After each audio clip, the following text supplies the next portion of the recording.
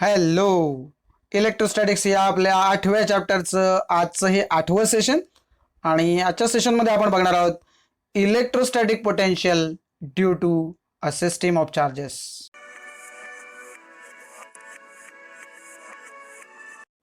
तर हे या चॅप्टरमधलं इलेक्ट्रोस्टॅटिक चॅप्टरमधलं सगळ्यात सोपं आर्टिकल आहे बघा, electrostatic potential due to a system of charges. So आपल्याला काय करावं लागेल, अशी चार्जेसची एक सिस्टीम कन्सिडर करावी लागेल आणि अनेक चार्जेस तिथे आहेत असं आपल्याला कन्सिडर करावं लागेल. एक पॉईंट आपल्याला कन्सिडर करावं लागेल. समजा पॉईंट पी आपण कन्सिडर करतोय आणि तिथून R1 R2 अशा अंतरावरती Q1 Q2 असे चार्जेस आहेत असं आपल्याला कन्सिडर करावं लागेल. सो ते लिहून टाकूया. Consider a system of charges Q1 Q2 and so on up to Qn at distances R1 R2 dot up to Rn respectively from point P. So आपल्याला पॉईंट पी एक कन्सिडर करायचं आहे. तिथून R1 इतक्या अंतरावरती Q1 हा point घ्यायचा आहे, म्हणजे चार्ज घ्यायचा आहे. त्याच्यानंतर पी पासून R2 इतक्या अंतरावरती Q2 हा चार्ज घ्यायचा आहे. तसंच R3 इतक्या अंतरावरती आपल्याला Q3 हा चार्ज घ्यायचा आहे. तसंच आपण सो ऑन आपण असे बरेच चार्जेस घेऊ शकतो आणि शेवटी आपण असं म्हणू शकतो की पी पासून Rn इतक्या अंतरावरती Qn हा चार्ज आहे. ओके. सो डायग्राम तुम्हाला दिसतीये. आपण प्रातिनिधिक स्वरूपामध्ये इथे 3 चार्जेस दाखवलेत, Q1 Q2 Q3 आणि मग एक जनरलाइज जो Qn तुम्हाला दिसतो या कोपऱ्यामध्ये या पद्धतीने. तर तुम्हाला एकूण 4 दिसत आहेत. खरे म्हणजे आपल्याला पाहिजे तेवढे चार्जेस आपण इथे घेऊ शकतो. मध्ये डॉट डॉट डॉट डॉट असं आपण लिहिलेलं आहे. ओके. सो आपल्याकडे जे पोटेन्शियलचा जो फॉर्म्युला आहे, सो तो फॉर्म्युला जो आहे तो थोडासा मॉडिफाय होईल, कारण आपण पोटेन्शियल जे व्ही म्हणतो ते इथे V1 होणार आहे.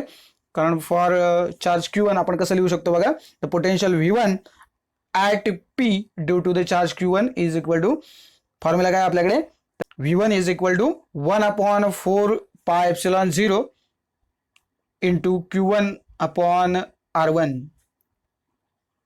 जर आपण V1 साठी लिहू शकलो तर आपण बाकीचे आपण पोटेन्शियल साठी लिहू शकतो. So potentials V2 V3 up to Vn आपण लिहू शकतो. जनरलाइज करावं लागेल आपल्याला. Similarly the potentials V2 V3 up to Vn at P due to individual charges Q1 Q2 Q3 dot dot dot dot up to Qn are given by. तर मग V2 साठी तुम्ही कसं लिहू शकता बघा, simply V2 is equal to काय होईल, हाच फॉर्म्युला जो आहे तुमच्या समोर तो राहील. फक्त काय बदलेल बघा, इथे V2 होईल, इथे Q2 आणि R2 होईल. फार काही कठीण याच्यामध्ये नाही आहे. So V2 is equal to 1/4πε0 into Q2 upon R2. बऱ्याचदा आपण 1/4πε0 त्याला केच कन्सिडर करून टाकतो, तो कॉन्स्टंटच आहे, बरोबर आहे. सो एवढं सगळं वाचण्यापेक्षा त्याला के म्हटलं तरी चालू शकणार आहे. ओके. सो V2 साठी आपण हा फॉर्म्युला लिहिला. तसंच आपल्याला काय करावं लागेल, तर V3 साठी लिहावं लागेल आणि सिम्पली तसंच आपण जनरलाइज करून Vn पर्यंत लिहू शकतो. ओके. सो V3 साठी लिहून टाकूया. बघा, सेम काही चेंज केलंय, फक्त V3 केलंय आणि तिथे Q3 R3 केलंय, बाकी काही चेंज नाही. आणि so on up to Vn. So Vn साठी आपल्याला काय करावं लागेल बघा, मी लिहून टाकतोय बघा, हे डॉट डॉट डॉट डॉट देऊन टाका असे मध्ये. आणि मग जनरली Vn साठी आपण कसं लिहू शकतो, तर Vn इज इक्वल टू 1/4πε0 आहे, तसंच Qn अपॉन Rn. आणि आपल्याकडे जे सुपरपोजिशन प्रिन्सिपल जे आहे त्याच्यानुसार मग आपल्याला जर टोटल पोटेन्शियल काढायचं असेल ॲट पॉईंट पी या सगळ्या चार्जेसमुळे, तर आपण कसं काढू शकतो, तर या सगळ्या जे पोटेन्शियल आहेत त्याची काय करावी लागेल, आपल्याला बेरीज घ्यावी लागेल. सो तेही मेन्शन करून टाकूया. By the superposition principle the potential V at point P due to the system of charges is the algebraic sum of the potentials due to the individual charges. So या सगळ्या individual चार्जेसमुळे जे काही पोटेन्शियल्स तयार होणार आहे या सगळ्यांचा अल्जेब्राइक सम आपल्याला या ठिकाणी घ्यायचा आहे. अल्जेब्राइक सम असं का म्हणतोय आपण, तर काही ठिकाणी पोटेन्शियल निगेटिव्ह असू शकतं, काही ठिकाणी पॉझिटिव्ह असू शकतं. सो अल्जेब्राइक सम आपण त्या अर्थाने म्हणतोय की नुसतं सम म्हटलं की सगळ्यांची आपली बेरीज करत जायची नाही आपल्याला. तर काही ठिकाणी जर मायनस असेल आणि काही ठिकाणी प्लस असेल तर ते एकमेकांना कॅन्सलही करू शकतात, किंवा काही ठिकाणी -5 असेल तर काही ठिकाणी +10 असेल तर इफेक्टिव्हली ते +5 असेल. अशा अर्थाने आपण अल्जेब्राइक सम असं म्हणतो. सो अल्जेब्राइक या शब्दाला या ठिकाणी अतिशय महत्व आहे, त्यामुळे ते लिहून टाका. आणि आपल्याला लिहायचं काय फॉर्म्युला थोडक्यात, V is equal to V1 plus V2 plus V3 plus and so on plus Vn. So या पद्धतीने आपल्याला काय करावं लागेल, या सगळ्या ज्या पोटेन्शियलची अल्जेब्राइक सम आपल्याला घ्यायची आहे. आणि मग तेच जे काय आता आपण फॉर्म्युले जे लिहिले ना तुम्हाला दिसतं, तिकडे V1 V2 तिकडे लिहिले होते आणि ते V3 आहे Vn, ह्या सगळ्यांची आपल्याला काय करायची, थोडक्यात बेरीज करायची आहे. तर सिम्पली आपण ते लिहू शकतो. या सगळ्यांची बेरीज बघा, हे मी दाखवले तुम्हाला, हे 1 आहे चार्ज Q1 मुळे, हे चार्ज Q2 मुळे, हे चार्ज Q3 मुळे, बरोबर आहे. अँड सो ऑन, हे जी काय होती ती बेरीज. आता तुम्हाला दिसतं 1/4πε0 काय आहे, कॉमन आहे सगळीकडे, त्याच्यामुळे ते आपण कॉमन बाहेर घेऊ शकतो आणि आतमध्ये काय लिहू शकतो, Q1/R1 plus Q2/R2 and so on. बरोबर आहे. सो या पद्धतीने लिहिलं. आता हे सगळं काय आहे तर समेशन आहे, हे सगळ्यांची बेरीज आहे. सो जनरली आपण कसं लिहू शकतो, सगळ्यांची बेरीज आहे म्हणून समेशनने रिप्लेस जर आपण केलं हे, तर आपण कसं लिहू शकतो, तर V इज इक्वल टू 1/4πε0 लिहिलंच. आणि हे लिहिताना आपण कसं लिहायचं, QI/RI. ओके. आणि आयची व्हॅल्यू काय असू शकते, तर 1 पासून n पर्यंत आपल्याला दिसते. स्टार्टिंग व्हॅल्यू 1 आहे आणि लास्टची व्हॅल्यू n आहे. सो हे आपण एकत्रित रिप्रेझेंट करू शकतो. हे झाले आता जर सेपरेट चार्जेस आहेत म्हणून, बरोबर, इंडिव्हिज्युअल चार्जेस आपण कन्सिडर करतोय. आणि जर का कंटिन्युअसली चार्ज असतील तर आपल्याला काय करता येईल, तर हे जे समेशन आहे ते आपण काय करू शकतो, इंटिग्रेशनने रिप्लेस करू शकतो. ओके. सो बघा, काय म्हटलं, for continuous charge distribution summation should be replaced by the integration. So या ठिकाणी मग काय होईल ते सांगतो तुम्हाला, पुस्तकामध्ये मेन्शन नाही केलं, मी तुम्हाला सांगून देतो. 1/4πε0 तसंच राहील. इथे समेशनच्या ऐवजी इंटिग्रेशन साईन येईल आणि इथे Q/R असं न लिहिता DQ, कारण आपण इंटिग्रेशन घेताना तुम्हाला माहिती आहे की DQ असं करतो, बरोबर आहे. सो चार्ज जो काय असेल तो DQ/R आपण घेणार. सो इंटिग्रेशन DQ/R असं आपल्याला लिहिता येऊ शकतं. सो एकदम सिंपल आहे हे. आपल्याला काय करायचं, V1 V2 V3 अशा जनरल आपण व्हॅल्यू लिहिल्या, सगळ्यांची बेरीज केली आणि कॉमनली फक्त एक जो फॉर्म्युला आहे तो आपण या ठिकाणी ऑब्टेन केलाय. सो असे जर भरपूर चार्जेस असतील तर आपल्याला या पद्धतीने करता येईल. जनरली 2 चार्जेस किंवा सिस्टीम किंवा 3 चार्जेसची सिस्टीम आपल्याला बघायला मिळते, तर त्याच्यावरती बेस्ट एक न्यूमरिकल आहे ते तुमच्या समोर ठेवतो बघा. आणि ते बघितलं की आजचा जो आपला टॉपिक आहे तो तुम्हाला आणखीन डीपमध्ये कळेल. तर न्यूमरिकल बघा, 2 चार्जेस दिले, 3 × 10⁻8 and -2 × 10⁻8 are located 15 centimetre apart. म्हणजे दोघांमधलं अंतर आहे ते 15 सेंटीमीटर आहे असं धरा. मीटरमध्ये असेल तर 0.15 म्हणा. Okay. Metre. At what point, ब्रॅकेटमध्ये एस म्हटलंय, at what point or points असं त्यांना म्हणायचं थोडक्यात. 1 पॉईंट किंवा 2 पॉईंट असू शकतात किंवा 3 पॉईंटही असू शकतात. On the line joining the 2 charges is the electric potential 0. So कुठल्या पॉईंटला त्या लाईनवरच्या इलेक्ट्रिक पोटेन्शियल 0 होईल असं त्यांनी विचारलंय. आणि पुढे त्यांनी असं मेन्शन केलंय, take the potential at infinity to be 0. हे तर त्यांना म्हणावंच लागणार होतं, कारण की पोटेन्शियल इन्फिनिटीला जेव्हा 0 आपण ॲज्युम करतोय तेव्हाच आपले हे जे सगळे फॉर्म्युले आहेत ते व्हॅलिड होतात आणि त्याच्यासाठी ते दिलेलं आहे. त्याच्यामुळे काय त्याचं टेन्शन घेण्याची गरज नाही. आपल्याला काय 2 पॉईंट शोधून काढायचे आहेत की 2 म्हणजे एकही असू शकतो, 2ही असू शकतं. त्यांनी असं ब्रॅकेटमध्ये एस म्हटल्यामुळे. पण मला माहिती आहे, तुम्हालाही आता कळेल ते की तिथे 2 पॉईंट्स पॉसिबल आहेत की जिथे ही जी इलेक्ट्रिक पोटेन्शियल काय आहे ते 0 होईल. सो त्याच्याकडे आपण बोलूया. त्या 2 केसेस आहेत त्या पहिल्या मी तुम्हाला सांगतो आणि मग त्याच्यानंतर आपण हे थोडंसं मांडून घेतलं आहे बघा, स्क्रीनवर मी तुम्हाला दाखवतो आणि मग पटकन तुमच्या लक्षात येईल की ही सिच्युएशन काय आहे. ओके. सो दाखवतो बघा तुम्हाला स्क्रीनवरती. हे बघा, डायग्राम तुमच्या समोर आणले. हे Q1 Q2 2 चार्जेस घेतलेत, आपण नावं दिलेत आणि ह्याच्या व्हॅल्यूज होते ते इथे पुटअप केल्यात मी. इथे त्यांनी जसं म्हटलंय, they are located 15 centimetre apart. Okay. So इथपासून इथपर्यंत अंतर जे आहे ते 15 सेंटीमीटर किंवा दुसऱ्या भाषेत मी तुम्हाला बोललो होतो की 0.15 मीटर असणार आहे. ओके.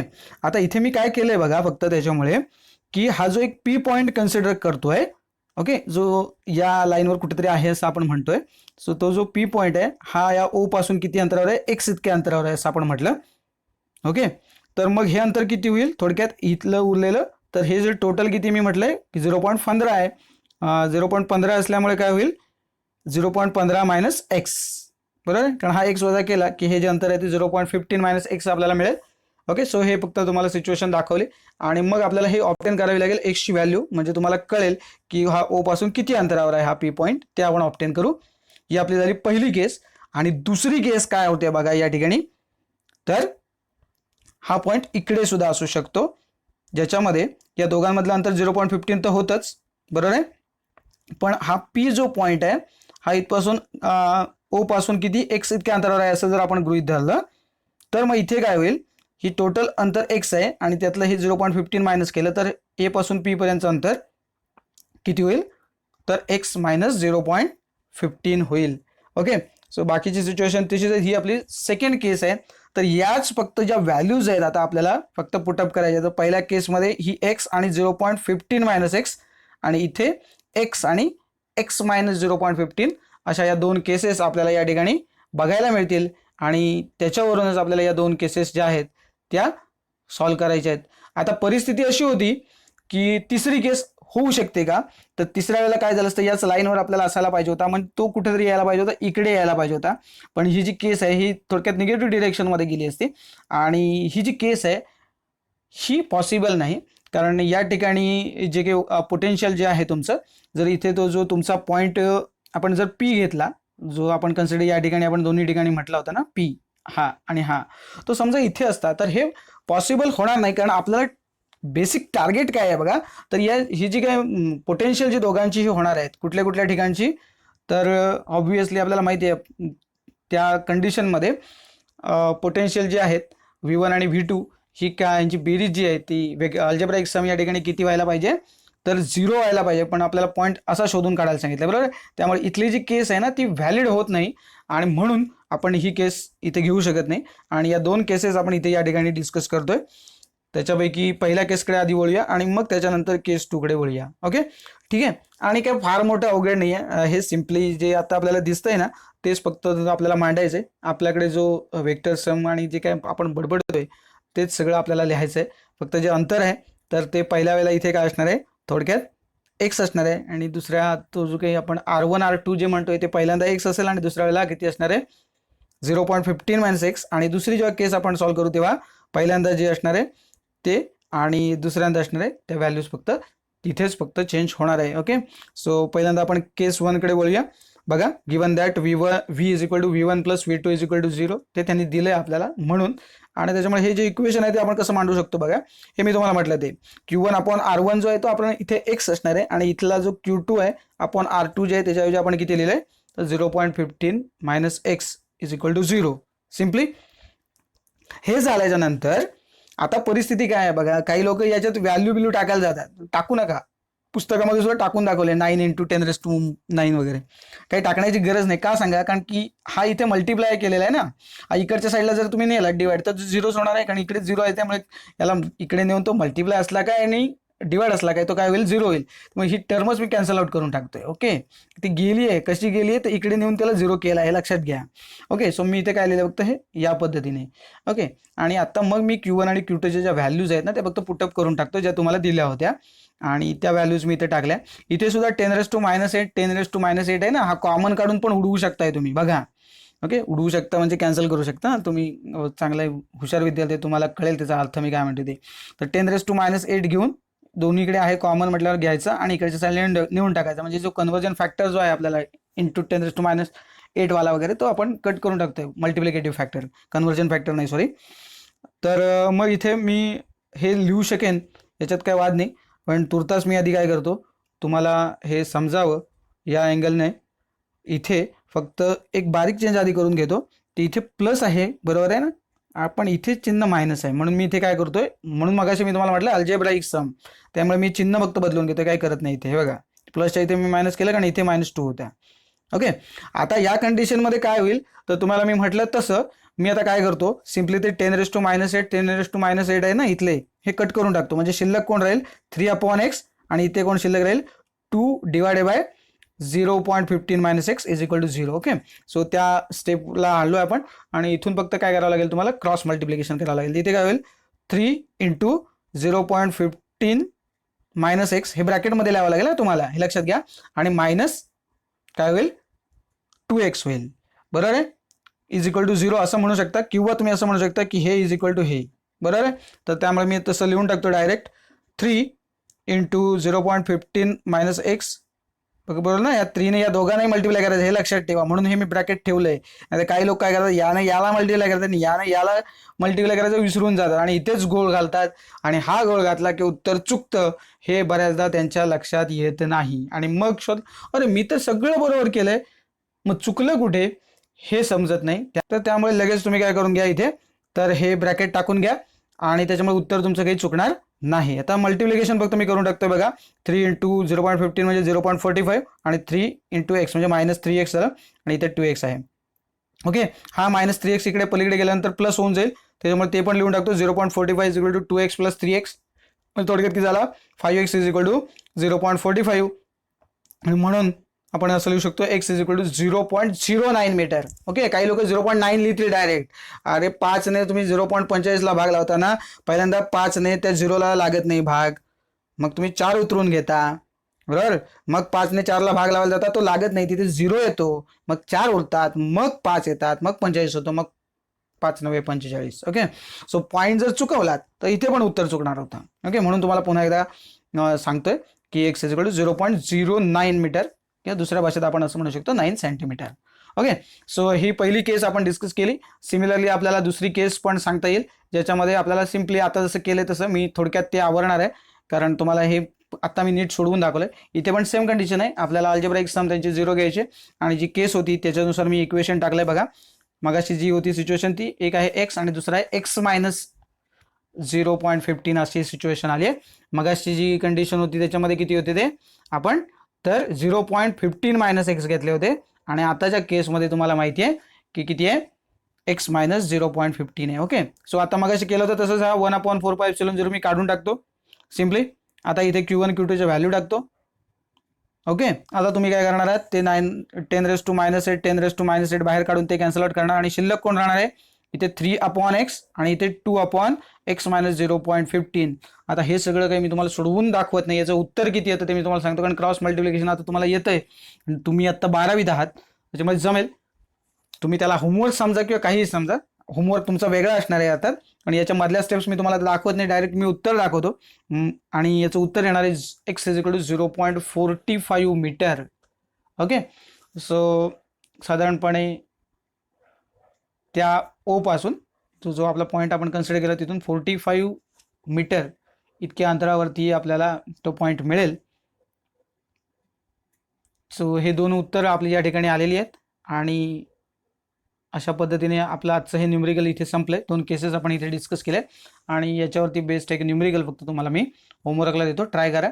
सिम्पल आहे, आकडे फक्त बदलायचे आहेत, आकड्यांचा खेळ आहे. आणि याचा होमवर्क तुमच्यासमोर पुन्हा एकदा ठेवतोय बघा. 2 चार्जेस 5 × 10⁻⁻8 सगळं दिलंय तुमच्यासमोर, मी काय पुन्हा वाचून दाखवत नाही बघा, आणि काही फार याच्यात काही बदल झालेला नाही आहे. अंक जे आहेत ते 20 सेंटीमीटर आहे. आता तुम्ही ते 0.2 करून घेतला तरी चालेल, किंवा 20 × 10⁻² वगैरे, काही हरकत नाही, जसं तुम्हाला जमेल तसं घ्या, जसं समजतंय तसं घ्या, आणि याचं जे उत्तर आहे ते फाइंड आउट करा, आणि बघा जमतंय का. मला खात्री आहे तुम्हाला हे नक्की जमणार आहे.